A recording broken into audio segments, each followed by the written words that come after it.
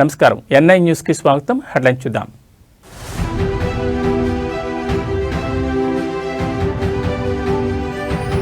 లక్ష్యాలు ఎప్పుడూ సులభంగా ఉండకూడదు. బోర్డు పరీక్షలకు హాజరయ్యే విద్యార్థులతో మోడీ ముచ్చట.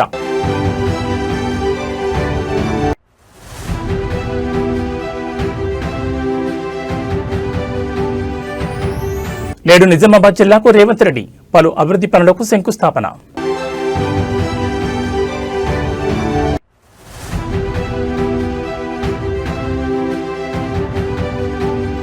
జనసేన ఎమ్మెల్యే అరవ శ్రీధర్కు హైకోర్టులో ఊరట.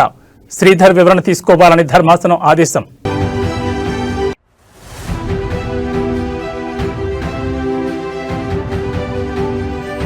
కాసేపట్లో జోగి రమేష్ ఇంటికి జగన్. రూటు మార్చుకున్న వైసీపీ అధినేత.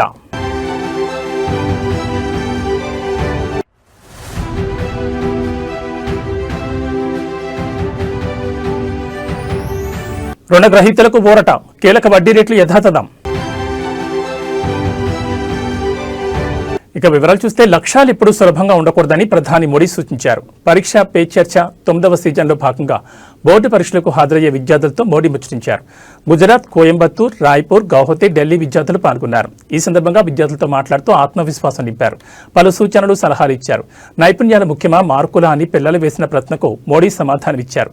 ప్రతి దానిలోనూ సమతుల్యత అవసరమని చెప్పారు. 2 రకాల నైపుణ్యాలు ఉండాలని సూచించారు. నైపుణ్యం జ్ఞానంతో ప్రారంభమవుతుందని, దీంతో పాటు జీవిత నైపుణ్యాన్ని కూడా జాగ్రత్తగా చూసుకోవాలని సూచించారు. నిద్ర, మేల్కొనే సమయం, వ్యాయామం గురించి శ్రద్ధ వహించాలని సలహా ఇచ్చారు. ప్రతి నైపుణ్యాన్ని మెరుగుపరుచుకోవాలని మోడీ కోరారు. नमस्ते सर। नमस्ते। मैं श्रेया प्रधान हूँ सिक्किम से सर। सो एक सेल्फ कंपोज सॉन्ग है। सो ये 3 लैंग्वेजेस में लिखा हुआ है, अरे वाह, हिंदी, नेपाली और बंगाली में। सो ये देशभक्ति का वैसा वाला सॉन्ग है। इसका टाइटल मैंने रखा है हमारा भारत भूमि। तो आपको कविता लिखने का शौक है? Yes sir. सो कविता मैं वो नेचर के बारे में लिखती हूँ ज्यादातर। अच्छा, नेचर के विषय में। भानु जयंती ने भी लिखा था 1-2 बार। Yes sir. चलिए सुनाइए। हमारा भारत भूमि है, ऋषियों का ये देश है। हमारा भारत भूमि है, ऋषियों का ये देश है। अनेकता में एकता, शांति का परिवेश है। अनेकता में एकता, शांति का परिवेश है। देवी देवता को प्रिय वासियों, मानवता मौला एक उठानियो। शाबाश, बहुत सुंदर, बहुत सुंदर। తెలంగాణ ముఖ్యమంత్రి రేవంత్ రెడ్డి నేడు నిజామాబాద్ జిల్లాలో పర్యటించనున్నారు. వివిధ అభివృద్ధి పనులకు సంబంధించిన శంకుస్థాపనలను నిర్వహించనున్నారు. నిజామాబాద్ జిల్లాలోని బర్దీపూర్లో 627 కోట్ల రూపాయలతో చేపట్టే వివిధ అభివృద్ధి పనులకు ముఖ్యమంత్రి రేవంత్ రెడ్డి శంకుస్థాపన చేస్తారు. అనంతరం బహిరంగ సభలో ముఖ్యమంత్రి రేవంత్ రెడ్డి ప్రసంగించనున్నారు. మున్సిపల్ ఎన్నికల్లో కాంగ్రెస్ పార్టీ అభ్యర్థులను గెలిపించాలని కోరనున్నారు. నిజామాబాద్ జిల్లాకు చెందిన వివిధ మున్సిపాలిటీల నుంచి ముఖ్యమంత్రి పర్యటన కోసం భారీగా జన సమీకరణ చేస్తున్నారు. మున్సిపల్ ఎన్నికల ప్రచారంలో భాగంగా రేవంత్ రెడ్డి వరుసగా జిల్లాలో పర్యటన చేస్తున్న సంగతి తెలిసిందే. ముఖ్యమంత్రి పర్యటన సందర్భంగా విస్తృత బందోబస్తు ఏర్పాటు చేశారు. ఈ మున్సిపల్ ఎన్నికల సందర్భంగా నిన్న ఒక ఆయన ఢిల్లీ నుంచి వచ్చిండు. లావు మనగాడు లడాయికి పోతేనంట వెనకాల 3 నూకుడు మనగాళ్ళు వచ్చిరట. భారతీయ జనతా పార్టీ అధ్యక్షుడు, జాతీయ అధ్యక్షుడు నిన్న పాలమూరుకు వచ్చిండు. ఆయన వెనకాల కిషన్ రెడ్డి, బండి సంజయ్, డికే అరుణ గారు ఆయన వెనకాల పోయారు. మరి నేను అడుగుతున్నా ఈరోజు కిషన్ రెడ్డి గారిని, బండి సంజయ్ గారిని, డికే అరుణమ్మ గారిని మీ జాతీయ అధ్యక్షుడిని తీసుకొచ్చింది కదా, మాకేం అభ్యంతరం లేదు. మోడీ గారిని, అమిత్ షా గారిని, మీ నాయకులు ఎంతమంది ఉన్నారో ఢిల్లీ మొత్తం, దేశం మొత్తం ఉన్నోళ్ళ అందరినీ తెలంగాణ రాష్ట్రంలో మున్సిపల్ ఎన్నికలలో ప్రచారానికి తీసుకురండి. ఒక్క మున్సిపాలిటీ అయినా మీరు గెలుస్తారేమో మా కాంగ్రెస్ పార్టీ కార్యకర్తలు చూసుకుంటారు. మా కాంగ్రెస్ పార్టీ కార్యకర్తల సత్తా ఏందో ఇవాళ బీజేపీ వాళ్ళకు చూపిస్తారు. నేను అడగదలుచుకున్న బీజేపీ జాతీయ అధ్యక్షుని 2014లో నరేంద్ర మోడీ గారు మా మహబూబ్నగర్ జిల్లాకు వచ్చినప్పుడు పాలమూరు రంగారెడ్డి ఎత్తిపోతల పథకాన్ని జాతీయ ప్రాజెక్టుగా చేస్తాము అని అన్నాడు. ఆంధ్రప్రదేశ్ ఏసీబీ కోర్టులో నేడు జోగి రమేష్ బ్రదర్స్ బెయిల్ రద్దుపై విచారణ జరగనుంది. నకిలీ మద్యం కేసులో జోగి సోదరుల బెయిల్ రద్దు చేయాలని సిట్ అధికారులు పిటిషన్ వేశారు. ఇద్దరు బయట ఉంటే సాక్షులను ప్రభావితం చేస్తారని, వీరి బెయిల్ రద్దు చేయాలని సిట్ వేసిన పిటిషన్పై ఏసీబీ కోర్టు నేడు విచారణ చేయనుంది. మరోవైపు మాజీ మంత్రి జోగి రమేష్ పై నమోదైన కేసులను క్వాష్ చేయాలని వేసిన పిటిషన్పై నేడు ఆంధ్రప్రదేశ్ హైకోర్టులో విచారణ జరగనుంది. తిరుపతి, ఇబ్రహీంపట్నంలో జోగి రమేష్ పై నమోదైన కేసులను క్వాష్ చేయాలన్న పిటిషన్పై నేడు విచారణ చేసిన తర్వాత ఎలాంటి తీర్పు ఇవ్వనుందో చూడాలి. అరాచక ప్రభుత్వం నిన్నటి నుంచి ఏ విధంగా రాష్ట్రంలో వైఎస్ఆర్ కాంగ్రెస్ పార్టీ నాయకుల మీద, కుటుంబ సభ్యుల మీద, నివాసాల మీద ఏ విధంగా దాడి జరుగుతున్నాయో మీరు అందరూ కూడా సభ్య సమాజం మొత్తం కూడా చూస్తూ ఉన్నారు. ఇప్పుడు ఈ క్షణంలో ఇబ్రహీంపట్నంలో ఉన్న నా ఇంటి మీద చంద్రబాబు నాయుడు కొడుకు లోకేష్ ఇద్దరు కూడా నా నివాసం మీద దాడి చేయడం కోసం, నా కుటుంబ సభ్యుల మీద దాడి చేయడం కోసం నన్ను ఏదైనా చేయాలి, కిరాతకంగా చేయాలి, రాక్షస ఆనందం పొందాలన్న ఉద్దేశంతో ఇప్పుడు దాడి జరుగుతున్న దృశ్యాలను మీరు మీడియా మిత్రులు అందరూ కూడా, రాష్ట్ర ప్రజలందరూ కూడా గమనిస్తున్నారు. 83 రోజులు అన్యాయంగా, అక్రమంగా ఒక ఫేక్ కేసులో చంద్రబాబు నాయుడు కొడుకు అన్యాయంగా ఇరికించి 83 రోజులు నన్ను జైల్లో పెట్టి నన్ను నా తమ్ముడిని రాక్షసానందం పొందారు. ఇది చాలేదా? ఇది చాలకపోగా పెట్రోల్ బాంబులు వేసి నన్ను, నా కుటుంబాన్ని అంటే హతమార్చాలని చూస్తారా? ఏం చంద్రబాబు నాయుడు, ఏ లోకేష్, ఏంటి దుర్మార్గం? నన్ను అక్రమంగా 83 రోజులు నిర్బంధించింది చాలక, నన్ను, నా తమ్ముడిని, నా కొడుకును కూడా జైల్లో పెట్టింది చాలక, ఒక బలహీన వర్గాలకు సంబంధించిన జోగి రమేష్ ని నన్ను ఇబ్బంది పాలు చేయాలా, నన్ను హతమార్చాలా, నా కుటుంబాన్ని అంటే ఏ స్థాయికి వెళ్ళిపోతా ఉంది? ప్రజాస్వామ్యం, రాజ్యాంగం మొత్తం కూడా కూనీ చేస్తూ పోలీసు వ్యవస్థ చోద్యం చూస్తారు. మాజీ మంత్రి వైసీపీ నేత జోగి రమేష్ నివాసంపై టీడీపీ కార్యకర్తలు దాడి చేసిన సంగతి తెలిసిందే. మంత్రి నారా లోకేష్ పై అనుచిత వ్యాఖ్యలు చేసిన నేపథ్యంలో జోగి నివాసంపై దాడి చేసి నిప్పు పెట్టారు. ఈ క్రమంలో జోగి రమేష్ ని పరామర్శించేందుకు తాడేపల్లిలోని తన నివాసం నుంచి జగన్ బయలుదేరనున్నారు. ఇబ్రహీంపట్నంలోని జోగి రమేష్ నివాసానికి వెళ్లేందుకు పోలీసులకు వైసీపీ ఒక రూట్ మ్యాప్ ఇచ్చింది. అయితే శాంతి భద్రతల దృష్ట్యా వైసీపీకి పోలీసులు మరో రూట్ మ్యాప్ ఇచ్చారు. ఈ క్రమంలో పోలీసులు ఇచ్చిన రూట్ మ్యాప్ ను ఫాలో కాబోమని తొలుత చెప్పిన వైసీపీ చివరకు తన నిర్ణయం మార్చుకుంది. పోలీసులు సూచించిన మార్గంలోని జోగి రమేష్ నివాసానికి జగన్ వెళ్లనున్నారు. పోలీసులు ఇచ్చిన రూట్ మ్యాప్ ప్రకారం తాడేపల్లి నుంచి మంగళగిరి బైపాస్, కాజా వెస్ట్ బైపాస్, గుంటుపల్లి మీదుగా ఇబ్రహీంపట్నంకు జగన్ చేరుకోనున్నారు. ఈ సందర్భంగా జోగి రమేష్ ను, ఆయన కుటుంబ సభ్యులను పరామర్శించి ధ్వంసమైన ఇంటిని పరిశీలించనున్నారు. అనంతరం మధ్యాహ్నం 12 గంటలకు ఆయన తాడేపల్లికి చేరుకుంటారు.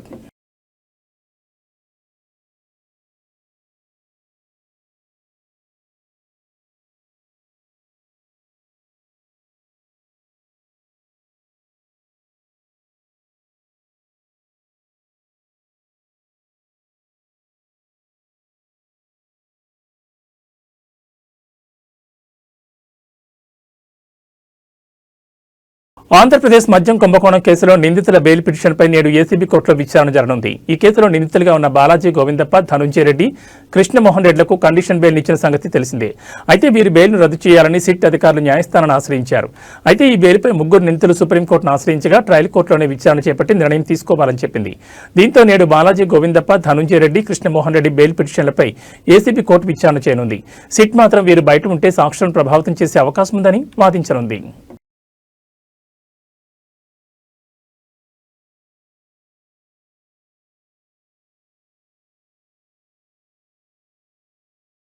తెలంగాణ జనసేన నేతలతో ఆ party chief A P deputy C M Pawan Kalyan సమావేశమయ్యారు. రాష్ట్రంలో జరిగే మున్సిపల్ ఎన్నికల్లో బీజేపీ, జనసేన అభ్యర్థుల తరపున ఆయన ప్రచారం చేయనున్నారు.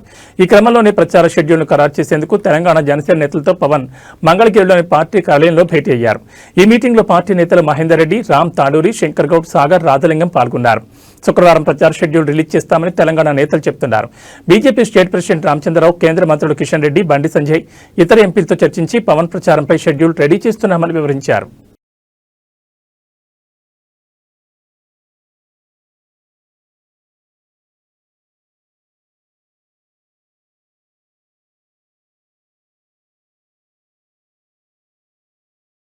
తెలంగాణ మున్సిపల్ ఎన్నికల్లో బీజేపీ జనసేన పొత్తుపై మంత్రి పొన్నం ప్రభాకర్ స్పందించారు. తెలంగాణను అవమానిస్తూ కొబ్బరి చెట్ల దిష్టి వంటి వ్యాఖ్యలు చేసిన పవన్ కళ్యాణ్తో బీజేపీ చేతులు కలపడం రాష్ట్ర ఆత్మగౌరవాన్ని దెబ్బతీయడమేనని విమర్శించారు. బడ్జెట్లో నిధులు ఇవ్వని బీజేపీ తెలంగాణ వ్యతిరేకులను అడ్డం పెట్టుకుని రాజకీయం చేస్తోందని ధ్వజమెత్తారు. పవన్ ప్రచారాన్ని ప్రజలు గమనించాలని, ఆయనను ఉద్యమకారులు ఎప్పటికీ తెలంగాణ వ్యతిరేకంగానే చూస్తారని మంత్రి హెచ్చరించారు. ఫెడరల్ సిస్టంలో ప్రజాస్వామిక భారతదేశంలో ఎవరు ఎక్కడికైనా పోవచ్చు, ఎవరు ఎక్కడైనా కూడా రాజకీయాల్లో ఉండొచ్చు. కానీ ఆ ప్రాంత ప్రజలను అవమానపరుస్తూ ఆ ప్రాంత ప్రజల యొక్క ఆకాంక్షకు వ్యతిరేకంగా పోరాడి తెలంగాణ పట్ల పూర్తిగా చులకన భావంతో మాట్లాడి తెలంగాణ వేర్పాటువాదంగా చూపెట్టినటువంటి పవన్ కళ్యాణ్ గారు కోనసీమలో కొబ్బరి చెట్లు ఓడిపోతే తెలంగాణ వాళ్ళ కండ దృష్టితో ఓడిపోయినటువంటి పవన్ కళ్యాణ్ గారు తెలంగాణలో అభ్యర్థులు పెడుతూ భారతీయ జనతా పార్టీ తోటి పొత్తుగా ఎన్నికల ప్రచారం కొనసాగిస్తాడంటే ఇది పూర్తిగా తెలంగాణ ప్రజలను అవమానపరచడమే.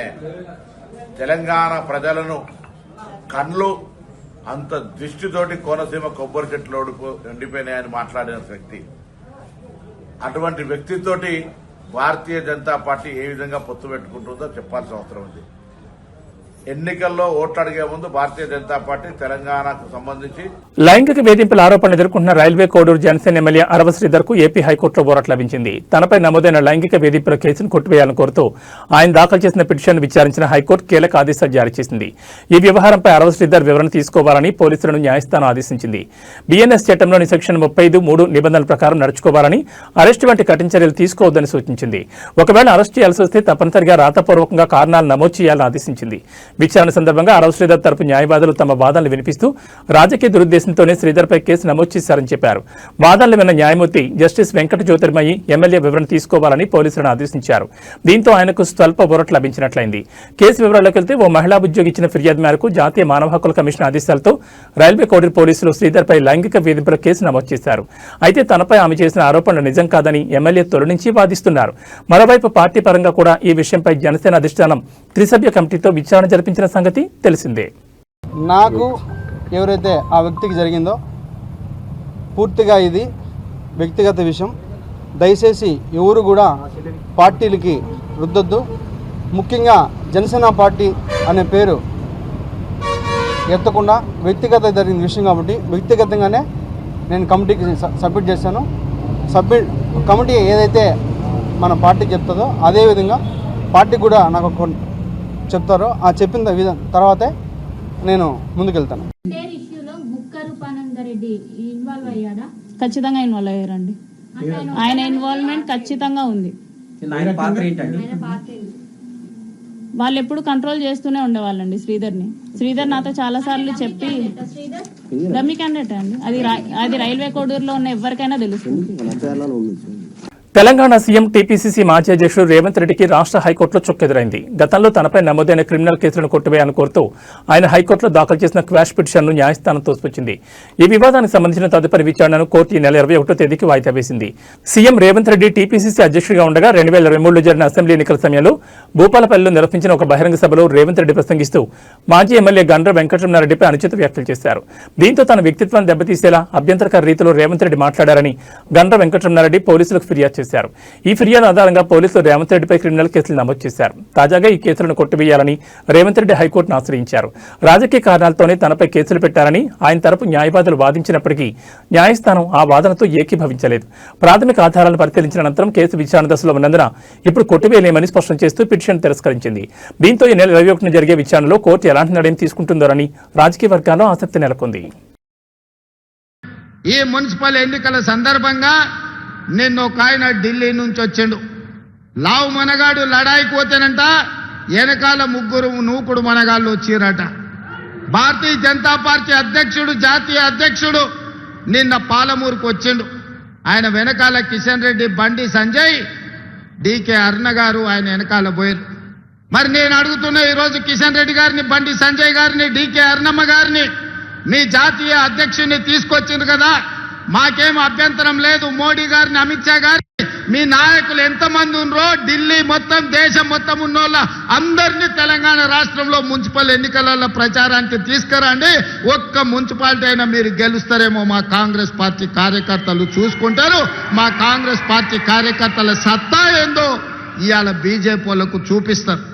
నేను అడగదలుచుకున్న బీజేపీ జాతీయ అధ్యక్షుని 2014లో నరేంద్ర మోడీ గారు మా మహబూబ్నగర్ జిల్లాకు వచ్చినప్పుడు పాలమూరు రంగారెడ్డి ఎత్తిపోతల పథకాన్ని జాతీయ ప్రాజెక్టుగా చేస్తాము అని అన్నాడు. 3 సార్లు మోడీ గారు ప్రధానమంత్రి అయ్యాడు. 12 సంవత్సరాలు బీజేపీ అధికారంలో ఉంది.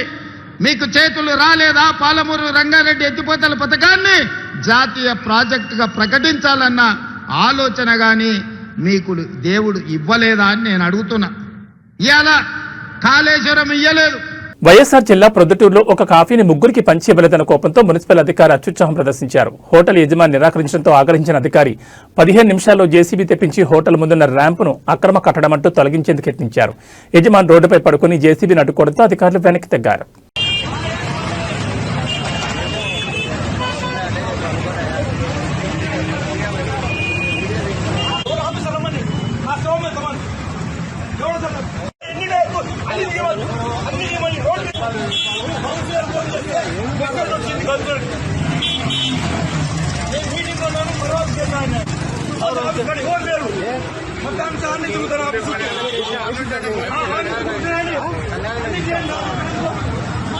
పింఛన్ల పెంపు, మహిళలకు 2500 పథకాలపై ఏఐసీసీ కార్యదర్శి సంపత్ కుమార్ కీలక వ్యాఖ్యలు చేశారు. గద్వాల జిల్లా ఐజలో మాట్లాడిన ఆయన మార్చి తర్వాత పింఛన్లను 4000కు పెంచుతామని, మహిళలకు ఆర్థిక సాయం అందిస్తామని ప్రకటించారు.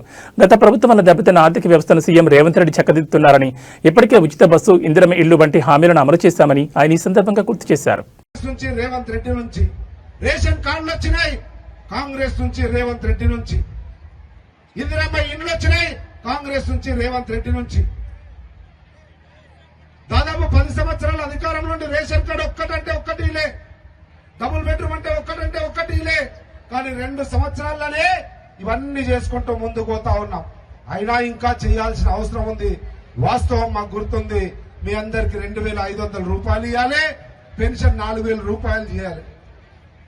మీ అమ్మ నీవెట్లయితే నీ భర్త సంపాదించిన ఆక్సంచులో పెట్టుకొని రూపాయలు జమ చేసి ఎట్లయితే సంసారాన్ని నడుపుతావో అట్లే ముఖ్యమంత్రి రేవంత్ రెడ్డి అయ్యేటప్పుడు చిల్లి గవ్వలేదు రాష్ట్రంలో. 10 రూపాయలు కూడా లేవు. మొత్తం బుక్కేసిండ్రు, తినేసిండ్రు, మింగేసిండ్రు, ఆస్తులు సంపాదించుకున్నారు. కానీ అభివృద్ధి చేయలే, గల్లపెట్ట ఖాళీ అయింది. అసలు సందర్భంలో రేవంత్ రెడ్డి వచ్చిన తర్వాత గౌరవ ముఖ్యమంత్రి వైసీపీ అధినేత మాజీ ముఖ్యమంత్రి వైఎస్ జగన్మోహన్ రెడ్డి నేడు విజయవాడలో పర్యటించనున్నారు. ఇటీవల దాడులకు గురైన మాజీ మంత్రి జోగి రమేష్ నివాసాన్ని సందర్శించి ఆయన కుటుంబాన్ని పరామర్శించనున్నారు. అయితే ఈ పర్యటన నేపథ్యంలో విజయవాడలో హైటెన్షన్ నెలకొంది. శాంతి భద్రతలు, ట్రాఫిక్ సమస్యల దృష్ట్యా 1 టౌన్ పోలీసులు మాజీ మంత్రి వెల్లంపల్లి శ్రీనివాస్, వైసీపీ నేత మల్లాది విష్ణు, దేవినేని అవినాష్ తదితరులకు ముందస్తు నోటీసులు జారీ చేశారు. ఎటువంటి ర్యాలీలు, ఊరేగింపులు నిర్వహించకూడదని, భారీగా జన సమీకరణ చేయొద్దని పోలీసులు స్పష్టం చేశారు. జగన్ ప్రయాణించే రోడ్ మ్యాప్ పై కూడా పోలీసులు ఆంక్షలు విధించారు. దీనిపై వైసీపీ శ్రేణులు తీవ్ర ఆగ్రహం వ్యక్తం చేస్తున్నాయి.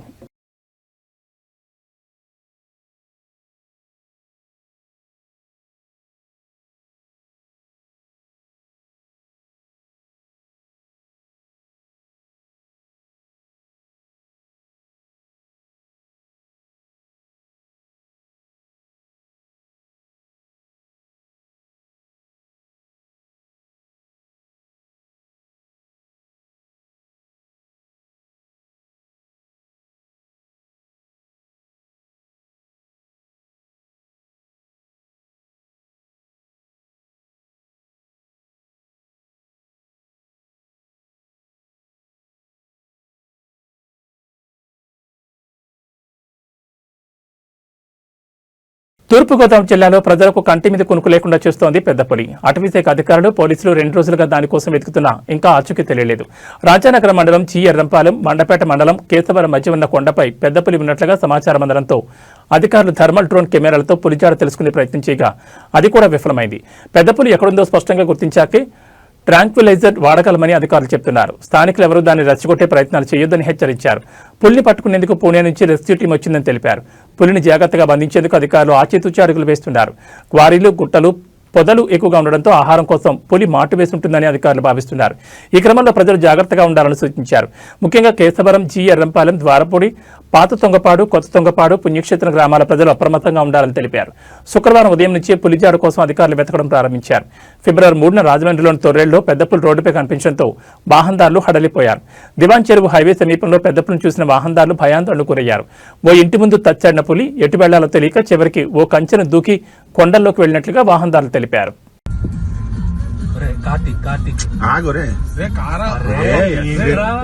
భయపెట్టేసి లోపలికి పంపించేస్తావు. ఆపోజిట్ లో వస్తున్నారు, ఆగు. అరే దానికి ఏం చేయాలి తెలియట్లేదు రా. లాస్ట్ ఆ సైజ్ ఏంట్రా, లోపల దూకింది రైట్ సైడ్ కి.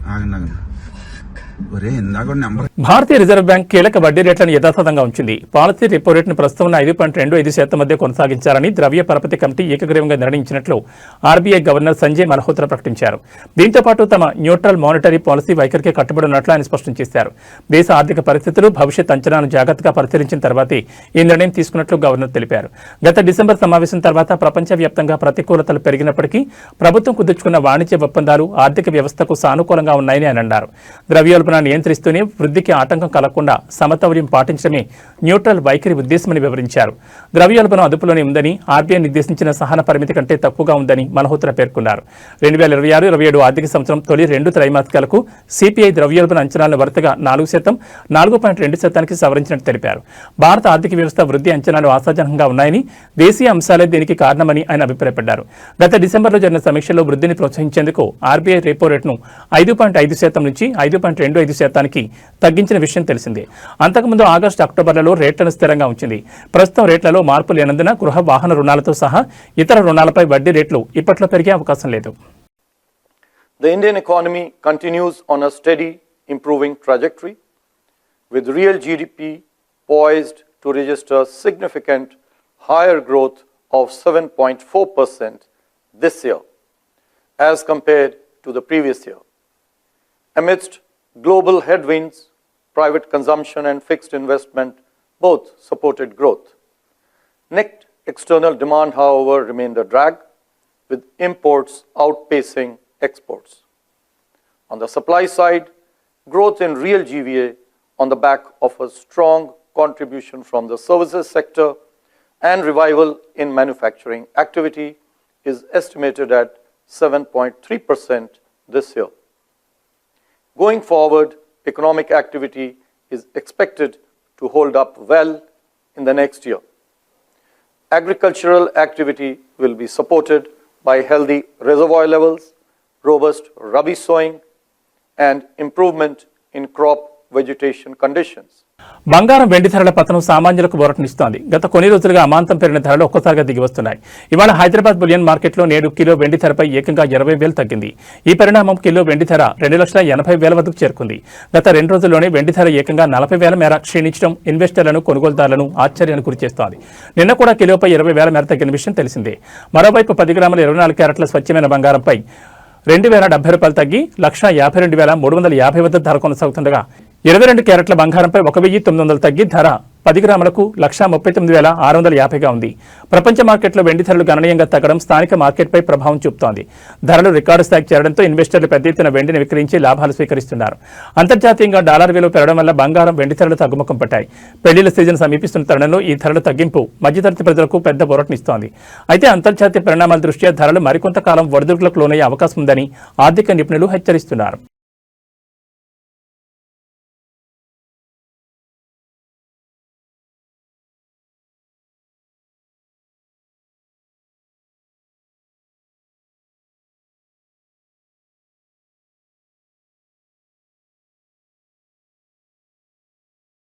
ఇక బులెటిన్ ముగించే ముందు హెడ్లైన్స్ మరోసారి.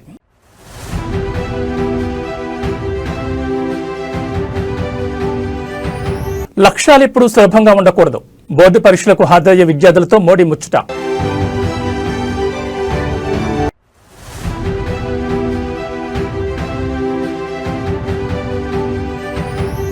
నేడు నిజామాబాద్ జిల్లాకు రేవంత్ రెడ్డి పలు అభివృద్ధి పనులకు శంకుస్థాపన.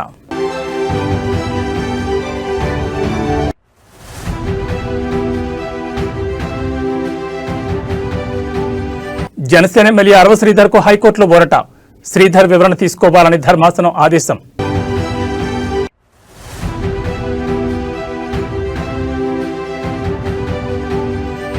కాసేపట్లో జోగి రమేష్ ఇంటికి జగన్, రూటు మార్చుకున్న వైసీపీ అధినేత.